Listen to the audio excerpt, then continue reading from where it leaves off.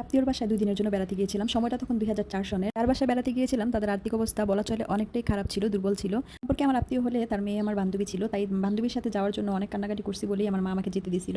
তো যেদিন গেছি সেদিন তো আমাকে ডিম সিদ্ধ করে ভুনা করে দিছে, খেয়ে ফেলছি। পরের দিন তারা আবার কি খাওয়াবে সেটা ভেবে এইভাবে করে ডিম রান্না করে দিছিল, যেটা ডিম ভেজে ভুনা করা হয়। আর এই ডিম ভেজে ভুনাটা আমি ১ম বার তখনই খেয়েছিলাম ২০০৪ সনে। আর সেই সময় থেকে আমার এটা এত বেশি ভালো লাগছিল, এটার স্বাদ মুখে লেগে গেছিল আর এত মজা পেয়েছিলাম খেয়ে। ২০০৪ সন থেকে ২০০০ টাকে ধরে রাখছি। আমার কাছে এতটাই ভালো লাগছিল। আর সেই সময় না বুঝতে পারি নাই। তবে এখন বুঝতে পারি আসলে মধ্যবিত্ত বা নিম্ন মধ্যবিত্তর বাসায় হুটহাট কেউ গেলেও তাদের একটা চাপ হয়ে যায় থাকা খাওয়ার ব্যাপারে। কি দিবে না দিবে সেসব নিয়ে। তবে আদর অনেক করেছিল, খাবার যাই দেখ না কেন।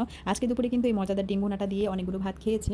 সবশেষে প্লেটে নিয়ে নিছি পুঁইশাক দিয়ে মসুর ডাল। আর এই পুঁইশাকটা কিন্তু বারান্দায় বাগানে হয়েছে। বারান্দায় বালতিতে করে লাগানো হয়েছিল। আর অনেকগুলো পুঁইশাক হয়েছে, সেটাই আজকে একদম মসুর ডাল দিয়ে মজা করে রান্না করা হয়েছে। রসুন দিয়ে বাগার দেওয়া হয়েছে, যেটা খেতে অনেক বেশি মজার ছিল। পুঁইশাক দিয়ে মসুর ডাল আমার অনেক পছন্দের একটা খাবার। আর এটা না মসুর ডালটা বেশি করে দিলেই ভালো লাগে। তো আমি আবার সাইডে একটু ডিম রেখে দিয়েছিলাম। ডিম দিয়ে পুঁইশাক আর মসুর ডাল দিয়ে মেখে মেখে খাইতেছিলাম। আর এই ডগাগুলোও অনেক মজার ছিল। আলহামদুলিল্লাহ, এটাই ছিল আমার আজকে দুপুরের খাবার দাবার। আল্লাহ হাফেজ।